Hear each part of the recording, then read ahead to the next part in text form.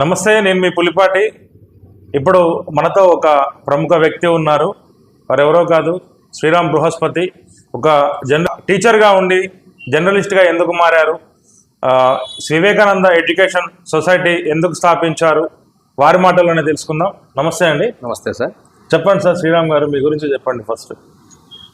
ప్రస్తుతం నేను ఇక్కడ నవ తెలంగాణ పత్రిక పినపాక ఇన్ఛార్జిగా చేస్తున్నా సార్. నేను free education Vivekananda computer education first start చేశాను 2005 మార్చి 23వ తేదీన నేను స్టార్ట్ చేయడం జరిగింది 2005 సంవత్సరంలో. ఎందుకంటే ఇక్కడ చాలా ప్రాంతాల్లో మారుమూల ప్రాంతం. అప్పుడు 2005లో సరైన రోడ్డు సౌకర్యం కూడా లేదు. డిగ్రీ నాకు కంప్లీట్ అయ్యింది. చూస్తుంటే కంప్యూటర్ పోవాలంటే ఎక్కడికో భద్రాచలం చాలా ప్రాంతాలకు వెళ్ళాల్సి వచ్చేది. అలాంటి టైంలో సిగ్మా అనే కంప్యూటర్ ఎడ్యుకేషన్ ద్వారా నేను ఇక్కడ ఫ్రీ ఎడ్యుకేషన్ స్టార్ట్ చేశాను. అసలు ఆ ఆలోచన ఎందుకు వచ్చింది, ఎప్పుడు ప్రారంభం? అయితే 2005లో సార్ కంప్యూటర్ ఎవరికి అసలు పరిజ్ఞానం లేదు. 2005 అసలు ఏఎన్సీ ప్రాంతానికి కంప్యూటర్ పరిచయం చేయాలని ఒక ఆలోచన వచ్చింది నాకు. చిన్నదానికి ఎక్కడికి వెళ్ళినా కూడా ఎక్కడికో మనుగురు వెళ్ళాలి, భద్రాచలం వెళ్ళాలి, ఒక డీసీఏ సర్టిఫికేట్ కావాలంటే ఎక్కడికో ఖమ్మం వెళ్ళాలి. అలాంటిది లేకుండా ఉచితంగా ఇద్దాం. నాకు సొంతంగా ఎంతో కొంత ఆ రోజుల్లో 1000, 2000, 3000 ఉండేది.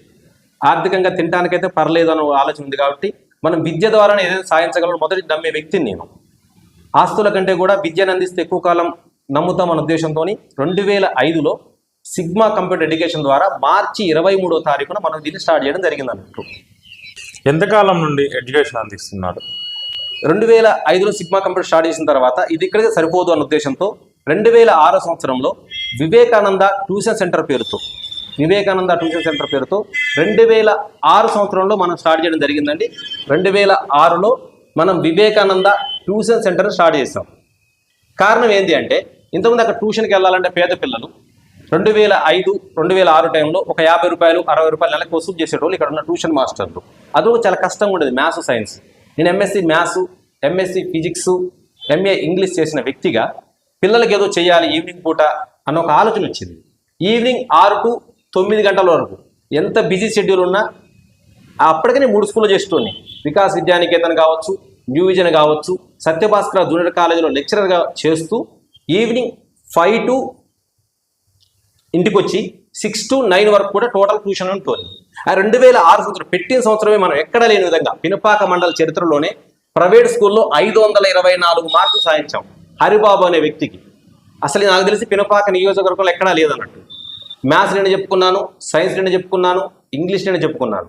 అదే ఆలోచనతో 2008 సంవత్సరంలో ఒక సంవత్సరం గ్యాప్ ఇవ్వడం జరిగింది. కొంచెం తర్వాత రిజల్ట్ కొంచెం ఇది రావడం.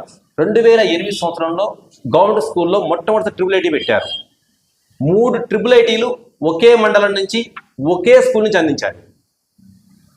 అది నా పేరు రికార్డ్. ఇది రాజశేఖర రెడ్డి గారు, అప్పుడున్న ముఖ్యమంత్రి రాజశేఖర రెడ్డి గారితో కూడా నేను ప్రశంసాపత్రం తీసుకున్నాను. టీచర్ నుంచి జర్నలిస్ట్గా మారాలని ఎందుకు అనిపించింది? నేను గత గ్రూప్ 2లో విజయం సాధించాను. 1:2కి వెళ్ళడం జరిగింది. ఈ 1:2కి వెళ్ళిన తర్వాత క్రమంలో ఏం జరిగింది అంటే కొంచెం బాగా గ్యాప్ వచ్చింది. ఈ క్రమంలో ఏం జరిగింది అంటే, టీచింగ్ ఫీల్డ్లో మధ్య నుంచి బయటకు వస్తే బాగుండదు, టీచింగ్ ఫీల్డ్ నుంచి మధ్యలో వస్తే బాగుండదని టీచింగ్ ఫీల్డ్ మానేశాను. తర్వాత ఉన్న మీడియా ప్రభావం ఎలా ఉంది, మీడియాలో ఉంటే మనం ప్రజలకు చేయొచ్చు 1 year గ్యాప్లో ఉన్న ఉద్దేశంతో మన ప్రజెంట్ ఉన్న మన గత బీఆర్ఎస్ మండల అధ్యక్షులు కావచ్చు, అప్పుడు సాక్షి రిపోర్టర్ సతీష్ రెడ్డి గారు నన్ను అన్న మీలాంటి వాళ్ళు మీడియాలో ఉండాలి అన్న ఉద్దేశం తీసుకొచ్చారు. ప్రజెంట్ ఉన్న శంకరన్న కానీ, ఇప్పుడు నమస్తే తెలంగాణ శంకరన్న కానీ, వీళ్ళందరూ సహకారం. భరత్ కానీ, ఇప్పుడు ప్రజెంట్ ఆంధ్రప్రభ భరత్ కానీ, అప్పుడు వేరే పేపర్లో ఉన్నారు. ఆంధ్రప్రభ భరత్ కానీ, తోట గంగాధర్ గారు కానీ, ఇప్పుడున్న నాగేంద్ర గారు కానీ, వీళ్ళందరూ సహకారం కానీ, వీళ్ళందరూ సహకారంతో వార్తాపత్రికలు నేను మొదటి జాయిన్ అయ్యాను. 1 year తర్వాత గ్రూప్ 2 ఇంటర్వ్యూకి వెళ్ళడం జరిగింది. ఆ క్రమంలో మళ్ళీ పేపర్ మానేశాను. మళ్ళీ తర్వాత మా ఇన్స్టిట్యూట్లో చేసే ఒక ఇన్స్ట్రక్టర్ ద్వారా నవ తెలంగాణలోకి మీరు వెళ్ళండి సార్, మీరు బాగుంటుందని సత్రపల్లి సాంబశివరావు గారు ఎస్ఎఫ్ఐ నాయకులు, ఆయన ద్వారా నవ తెలంగాణలోకి వచ్చాను. 5 years తర్వాత ఇది జరిగింది. గ్రూప్ 2 ఇంటర్వ్యూ నాకు జాబ్ పోవడం నాకు రాలేదు. గ్రూప్ 2 ఇంటర్వ్యూలో నాకు జాబ్ సక్సెస్ కాలేదు. అప్పుడు అనిపించింది, ఇంటర్వ్యూలో వెళ్ళినప్పుడు నాకు అనిపించింది ఎంతమంది వెనక్కి వెళ్ళిపోతున్నారు. కారణం ఏంటి అంటే, ఏఎన్సీ ప్రాంతంలో ఇంగ్లీష్ ఎలా మాట్లాడాలో మనకు తెలియదు. దానికి ప్రత్యక్ష ఉదాహరణ నేనే. తిరగడం కారణం ఏంటంటే కమ్యూనికేషన్ స్కిల్స్. మన ఏఎన్సీలో పడటం వల్ల ఇక్కడ కమ్యూనికేషన్ స్కిల్స్ ఎవరికి రావట్లేదు. నేను ఫెయిల్ అయిన కారణం ప్లస్ నా మిత్రులు ఫెయిల్ అయిన కారణం. అప్పుడు నాతో పాటు వచ్చిన మిత్రుడు ఎక్కడ ఫెయిల్ అయిన అనాలిసిస్ చేసుకున్నాం 10-15 రోజులు. అది ఎక్కడ ఫెయిల్ అవుతున్నాం, ఏం జరుగుతుంది అన్న ఆలోచనతో చాలా ఇదైంది. తర్వాత మనకి ప్రజెంట్ ఇప్పుడు దుమ్ముగూడెం సీఏగా చేస్తున్నారు అశోక్ సారు. అశోక్ సార్ వచ్చేసి నేను ఖాళీగా జర్నలిస్టు చేస్తున్నాను. ఆ సార్ వచ్చేసి ఏమన్నారంటే ఇట్లా కానిస్టేబుల్ ఎగ్జామ్స్ పడ్డాయి, మనం ఏదన్నా పిల్లలు చేయగలమా సార్ అని అడగడం జరిగింది. ఎస్పీ గారు అప్పుడున్న ఎస్పీ గారు ఆదేశాలతో సార్ చేయగలం. అప్పుడు అనుకున్నాను నేను, ఓహో మంచి ఆపర్చునిటీ వచ్చింది, పిల్లలకి ఏదో చేయొచ్చు, నేను ఫెయిల్ అయిన విషయాలను కూడా పిల్లలకి అందించవచ్చు, వాళ్ళు సక్సెస్ అయ్యే రూట్లో చేయొచ్చు అని ఆలోచన చేసుకున్నాం. సార్ని డిస్కస్ చేసుకున్నాం. ఇప్పుడు అశ్వాపురం చేసే సురేష్ సార్ ఎస్ఐగా చేస్తున్నారు, అప్పుడు ఇక్కడ బయ్యార్లో ఎస్ఐగా చేస్తున్నారు, కొత్త పోస్టింగ్ సార్. ఇక మీ ముగ్గురం కలిసి ఒక ప్రణాళిక చేసుకున్నాం, ఏ టీచర్ని ఏ సబ్జెక్ట్కి పెట్టాలి అన్న క్రమంలో ఇక్కడ free constable coaching and SI coaching start చేసాం ఏడుల బయ్యార్లో మొట్టమొదటిసారిగా. స్టార్ట్ చేసిన తర్వాత ఒక 45 రోజులు చేసాం. బుక్స్ కూడా మేమే ఓన్గా ఇవ్వడం జరిగింది. దాంట్లో 3 కానిస్టేబుల్స్, ఒక ఏఆర్ఎస్ఐ జాబ్ సాధించడం జరిగింది. అది మొదటి మాకు సంతృప్తి ఇచ్చిన విషయం. 29 మందికి మీకు ఫ్రీ కోచింగ్ ఇస్తే 45 మంది దాకా వచ్చారు, 29 మంది పూర్తి స్థాయిలో వచ్చారు. దాంట్లో 4 జాబులు మేము సంపాదించాం. తర్వాత చూసుకుంటే ఎటువంటి నోటిఫికేషన్స్ లేవు, పిల్లలకి ఏదో చేయాలి అన్న ఉద్దేశంతో ఈ కంప్యూటర్ ఎడ్యుకేషన్ ఫ్రీగా కంటిన్యూ చేశాను. ఇప్పటిదాకా నేను జర్నలిస్ట్ చేస్తూ ఇప్పటిదాకా కూడా టోటల్ ఫ్రీ ఎడ్యుకేషన్ కంటిన్యూ చేశాను. ఇక ఇప్పుడు వచ్చేసి తర్వాత ఏం జరిగింది, డిఎస్సికి పోవాలి. తర్వాత రూమ్స్కి వెళ్ళాను నేను కోచింగ్ కోసమని. నేను గ్రూప్ 2 ప్రిపేర్ అయ్యేటప్పుడు కానీ, ఖమ్మంలో ఉన్న సందర్భాలు కానీ, హైదరాబాద్లో ఉన్న సందర్భాలు కానీ చాలా ఇబ్బందులు పడ్డా. అది చెట్ల కింద కూర్చొని చదువుకోవడం ఇప్పటికి కూడా స్టిల్ మీరు ఇప్పుడు చూడొచ్చు. మీరు సెంట్రల్ లైబ్రరీకి వెళ్ళండి, రూమ్స్ లేక చెట్ల కింద కూర్చొని చదువుకుంటారు. అరే నా తర్వాత అదొకటి అక్కడ మర్చిపోయాను. అది ఓకే, అక్కడ జరిగింది, నా సంఘటన అయిపోయిన తర్వాత నేను ఖమ్మం బీసీ స్టడీ సర్కిల్లోకి వెళ్ళాను కొంచెం సబ్జెక్ట్ చెప్పడానికి. అక్కడ నేను ట్యూటర్గా 2 వెళ్ళడం జరిగింది అన్నట్టు. ఆ క్రమంలో నాకు ఏం జరిగింది అంటే, పిల్లలందరూ నాతో అంటే విన్నా, మాకు ఇక్కడ రూమ్ సౌకర్యం లేక సార్ మీ ఇక్కడ దాకా దూరం రావాల్సి వచ్చింది, ఇక 4 గంటలు క్లాసులు నడుస్తున్నాయి, మాకు ఇంకొంచెం ఇట్లా మంచి అవకాశం కలిసి చదువుతాం సార్ అని ఆలోచన వచ్చింది. అప్పుడు మాకుంత అంత ఆర్థిక స్తోమత లేదు వాస్తవంగా. నెలకు ఒక 3-4 వేల రూపాయలు ఇన్కమ్ సంపాదించే స్థాయి ఉండేది నాకు. అప్పుడు ఏం చేయాలనే ఆలోచనతో మా ఉన్న ఇంట్లో ఒక రూమ్ ఖాళీ చేసి స్టార్ట్ చేశారు. పిల్లలు చదువుకోవడానికి ఎప్పుడైనా చదువుకోవచ్చు. ఇప్పుడు మా ఇల్లు ఎక్కడికైనా మీరు రాండి, ఇప్పుడు నాకున్న 3 ఇళ్ళలో ప్రతి ఒక్క ఇంట్లో ఒక రూమ్ ఖచ్చితంగా పిల్లలు చదువుకోవడానికి ఫ్రీగా ఇచ్చుంటారు. మీరు ఎక్కడికైనా రావచ్చు. నేనుండే ఇప్పుడు ఇంటికి నేను లివింగ్ చేసే రూమ్లో కూడా ఒక రూమ్ పిల్లల కోసం కేటాయించుంటారు. ఎక్కడైనా సరే, నేను ఎక్కడ ఇల్లు కట్టినా ఏ నిర్మాణం చేసినా అది ఒక రూమ్ పిల్లలకనే కేటాయిస్తా. నేనున్నంత వరకు అది ఖచ్చితంగా కొనసాగిద్ది, ఎక్కడ ఏ నిర్మాణం చేసినా. ఆ లక్ష్యం పెట్టుకున్నాను.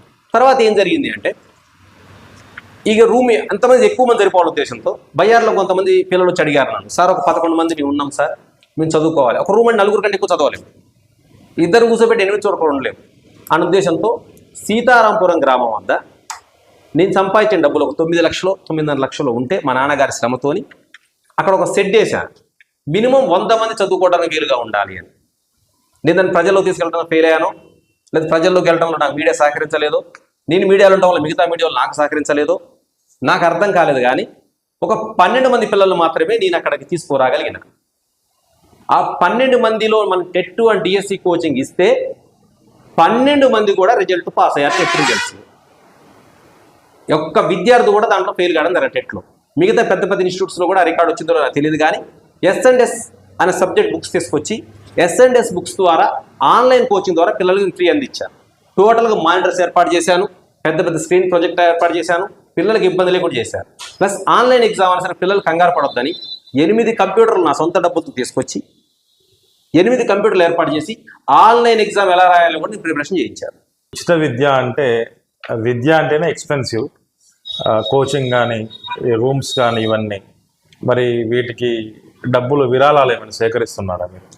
విరాళాలన్న ఆలోచన అసలు రానిలేదు సార్. నా బాడీలో చెమట చుక్క కారినంత వరకు, నా బాడీలో రక్తం ప్రవహించినంత వరకు, నాకు చెమట వచ్చినంత వరకు ఒక్క రూపాయి కూడా ఎవరి దగ్గర నేను తీసుకోను. దానికి కారణం ఏంటి అంటే, నేను ఆల్రెడీ ఫస్ట్లో నేను ఖాళీగా ఉన్నప్పుడు హరికృష్ణ గారు ఒక నాకు పరిచయం అయ్యాడు. ఆయన నాకు పబ్లిక్ వైబ్ అనే ఒక యాప్లో నాకు అవకాశం కల్పించారు. ఆ యాప్లో నాకు నెలకు 24,000 జీతం వస్తుంది. అయితే నేను ఎక్స్ట్రా అంటే నేను నవ తెలంగాణ కాక నేను పబ్లిక్ వైబ్లో ఎక్స్ట్రా చేస్తున్నాను 24,000. ఆ 24,000 మొత్తం కూడా పిల్లలకి కేటాయించాను. తర్వాత భగవంతుడి సృష్టిలో మరి ఏ దేవుడు కరుణించాడో పబ్లిక్ అనే యాప్లో కూడా నాకు అవకాశం వచ్చింది, అనుకోకుండా వచ్చింది. వాళ్ళేమో నాకు ఫోన్ చేసి, సార్ మీరు భద్రాద్రి కొత్తగూడెం జిల్లాకి క్రైమ్ రిపోర్టర్ ఉండండి సార్ అన్నారు. దానికి ఒక 15,000 శాలరీ ఇచ్చారు. మొత్తం 40,000 రూపాయలు జీతం అయింది. నాకు నేను తీసుకునే జీతం. అప్పుడు నాకు కూడా ఆశ కలిగింది డబ్బుల మీద, మనిషిని కదా. అప్పుడు 100% కేటాయించుకోండి, 70% పేద పిల్లల చదువుకి, 30% నా ఎక్స్పెన్సెస్ అంటే నేను వాడే డ్రెస్సులకు కానీ కొంచెం నేను కూడా బయట తిరగాలి, నాకు ఆశ ఉంటుంది కదా, ఊర్లోకి వెళ్ళాలి అటు వెళ్ళాలి మనిషిని కదా. 30% మాత్రం నా ఖర్చులకు ఉపయోగించుకొని 70% నా జీతంలో పేద పిల్లలకు ఉపయోగించాను.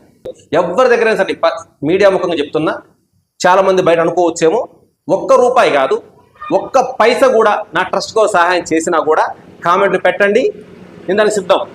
తల నరికేయడానికి కూడా సిద్ధం. 10 పైసలు తీసుకున్నా కూడా ఏ ట్రస్ట్ పైన నా జీతం నుంచి తప్ప, నా శాలరీ నుంచి తప్ప ఎట్టి పరిస్థితుల్లో ఒక్క పైసా కూడా నేను ఎవరి దగ్గర తీసుకోలేదు.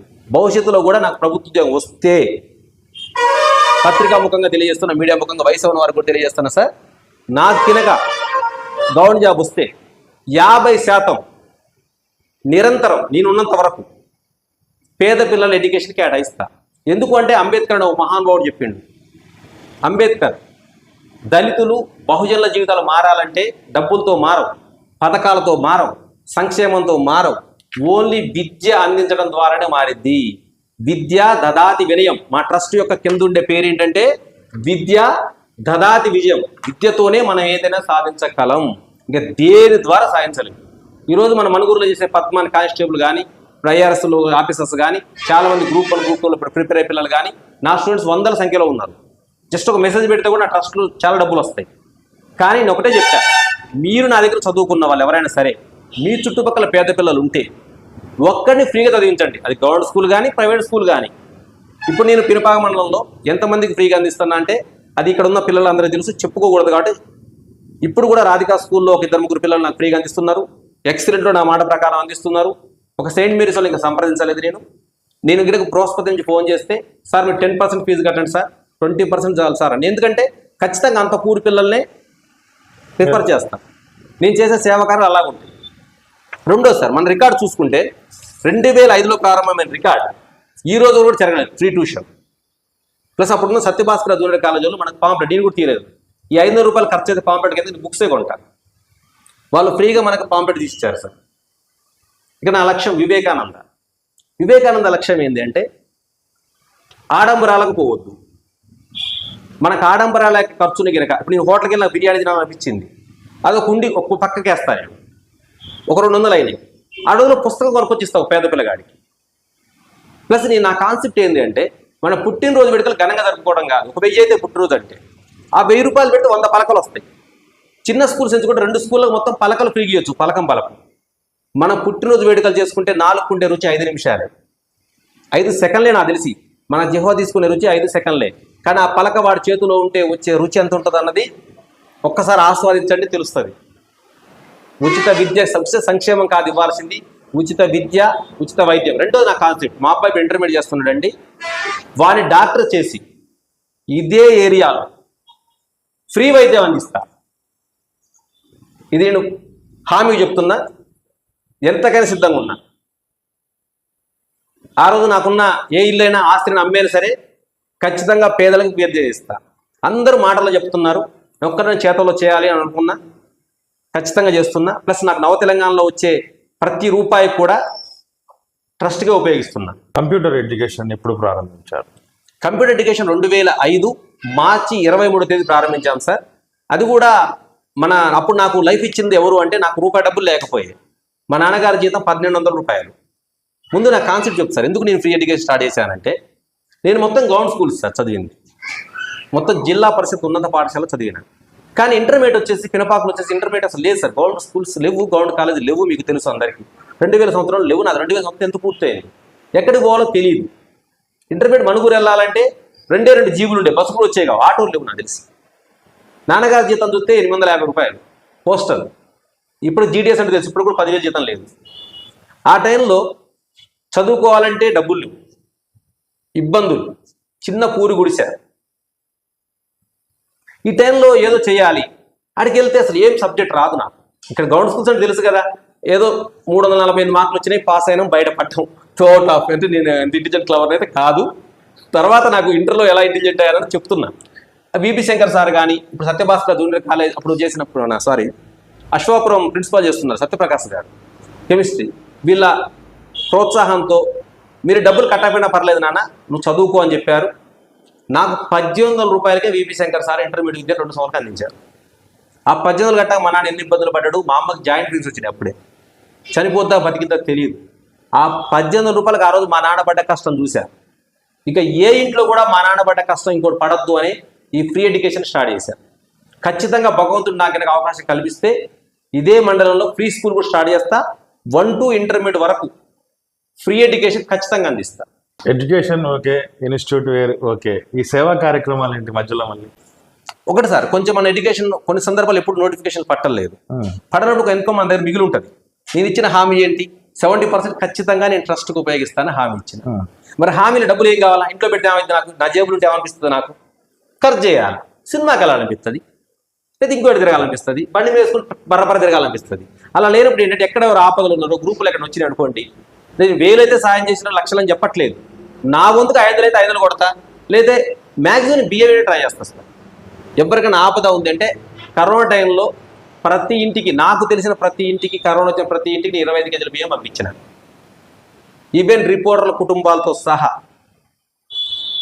ఇప్పటికి కూడా ఆపద వచ్చింది అంటే, హెల్త్ బాగాలేదు అంటే, ఎడ్యుకేషన్ బాగాలేదు అంటే మినిమం నా ఖాతా నుంచి 1000 రూపాయలు ఖచ్చితంగా నా వాట్సాప్లో టింగర్ రింగ్ అయింది అంటే ఎడ్యుకేషన్కి, అది నిజమా అబద్ధమా అని కూడా చూడను. మినిమం ఒక 1000 రూపాయలు కొట్టేస్తా. నిజమైతే బాగుపడతాడు, అబద్ధం అయితే 1000 రూపాయలు నాకు వచ్చే నష్టమేం లేదు. అది నా కాన్సెప్ట్ సార్. ఈ ఫ్రీ ఎడ్యుకేషన్ పేరు చెప్పి, ట్రస్ట్ పేరు చెప్పి బయట డబ్బులు వసూలు చేస్తానని టాక్ ఉంది, అది ఎంతవరకు నిజం? ఇప్పుడు నా దృష్టికి అయితే ఇప్పటికీ రాలేదు. మరి ఇక్కడ నేను ఫ్రీ ఎడ్యుకేషన్ డబ్బులు వసూలు చేస్తానని ఎక్కడ రాలేదు. ఎవరైనా బహిరంగంగా నేను వచ్చి చెప్పినా, లేదా మీ సంస్థలకు కానీ ఎనీ మీడియాకి కానీ, అంటే ఇక్కడ ఉన్న ఏ పేపర్కి చెప్పినా కూడా నేను బహిరంగ క్షమాపణ చెప్పడానికి సిద్ధంగా ఉంటాను. ఒక్క పైస ఇచ్చినా సరే, ప్లస్ నేను యాడ్ రూపంలో తీసుకున్నా కూడా, ఏ కంపెనీకి అయినా సరే చేసిన యాడ్ రూపంలో తీసుకున్నా కూడా విత్ రిసిప్ట్ ఇస్తా తప్ప, రిసిప్ట్ లేని ₹1 కూడా నేను ఏ రోజు కూడా పత్రిక నుంచి కానీ మిగతా నుంచి కానీ తీసుకోవడం జరగలేదు. ఏమైనా ఉంటే కానీ దానికి నేను సిద్ధం. ఒక్క పైసా, ఒక ₹100 కాదండి, ఒక్క పైస ఇచ్చినా కూడా, ఎవరు ఇచ్చినా కూడా, ఈ నియోజకవర్గంలో కాదండి, దేశంలో ఎక్కడి నుంచి వచ్చినా సరే. ప్లస్ నాకు గూగుల్ మీట్లో ఎక్కడ నా అకౌంట్ నెంబర్ కూడా ఇవ్వలేదు. ప్లస్ ఏ ట్రస్ట్ కూడా నా ఒక ఫోన్ నెంబర్ ఉంటుంది, ఆ ఫోన్ నెంబర్ నా గూగుల్ పే, ఫోన్ పే కూడా లేదు. భవిష్యత్తులో శ్రీరామ్ బృహస్పతి గారిని ఎట్లా చూడొచ్చు? భవిష్యత్తు అంటే ఖచ్చితంగా రాజకీయాల్లోకి రానని చెప్పగలను. ఖచ్చితంగా రాజకీయాల్లో ఖచ్చితంగా రాదు. ఎందుకంటే ఒక వర్గానికే చేరువ. రాజకీయాలంటే నేను అది రాజకీయాల్లోకి వస్తానా నేను అడగలే కదా. మీరు ఖచ్చితంగా మీరు భవిష్యత్తులో ఎలా చూడొచ్చు? నేను చేసే కార్యక్రమాలకు చాలా మంది నా ప్రశ్న అడుగుతున్నారు, సార్ మీకు రాజకీయాల్లోకి వచ్చే ఆలోచన ఉందా? ఖచ్చితంగా అయితే లేదు, 100% లేదు. ఖచ్చితంగా ఫ్రీ స్కూల్ పెట్టాలని ఒక ఆలోచన ఉంటుందండి. ఖచ్చితంగా ఫ్రీ స్కూల్ పెడతాను. మీరందరూ సహకారాలు ఆ రోజు అడుగుతాను. ఖచ్చితంగా నేను ఫ్రీ స్కూల్ పెట్టినప్పుడు ఖచ్చితంగా అడుగుతాను. ప్లస్ రైతులకు ఏదో చేయాలని ఆలోచన ఉందండి. నాకైతే వాస్తవంగా అగ్రికల్చర్ మీద అవగాహన లేదు. నిజంగా ఉంటే అగ్రికల్చర్ నాకు నిజంగా అవగాహన లేదు. దాని గురించి తెలుసుకునే ప్రయత్నం చేస్తాను. ప్రజలు ఇప్పుడు లా కూడా చేస్తున్నాను. పేదలకు కొంచెం న్యాయం అందించాలి అనే ఉద్దేశంతో ఇప్పుడు లా కూడా నడుస్తుంది నాది.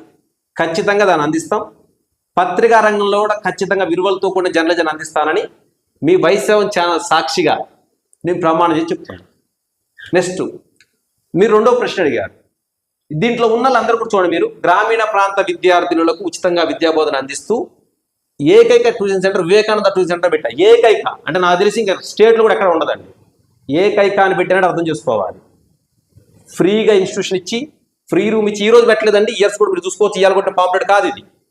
2005-6 నుంచి పెట్టా. స్టిల్ ఇప్పటిదాకా చాలా మంది అనుకుంటున్నారు డిఎస్సి కోచింగ్ ఈ మధ్యన పెట్టానేమో, 3 సంవత్సరాల నుంచి పెట్టాను. డిఎస్సి ఈ మధ్యనే పెట్టా. ఇక రెండోది ఉంది, నెక్స్ట్ ఫ్రీ ఇంగ్లీష్ క్లాస్ అడుగుతున్నారు. ఫ్రీ గ్రామర్ అండ్ లెర్నింగ్ క్లాసులు కూడా త్వరలో స్టార్ట్ చేయబోతున్నాం. అది ఆన్లైన్ ద్వారా చేయబోతున్నాం, ఆఫ్లైన్ ద్వారా కూడా చేయబోతున్నాం. ఇంట్లో ఉన్న ప్రాంత ప్రజలకు కూడా ఇంగ్లీష్ మాట్లాడడం రావాలి. ఎందుకంటే మేము ఎక్కడ ఫెయిల్ అయ్యామో అక్కడ ఇంకో వ్యక్తి ఫెయిల్ కావద్దు అని నేను నాకు కూర్చున్న ముళ్ళ దాటి ఖచ్చితంగా ఊడ్చుకుంటూ వస్తాను. నా వెనక నడిచినట్టు ఖచ్చితంగా ఏ ముళ్ళు కూర్చుకోవద్దని నా కాన్సెప్ట్. ఇక నా మీద పడ రాళ్ళంటారా?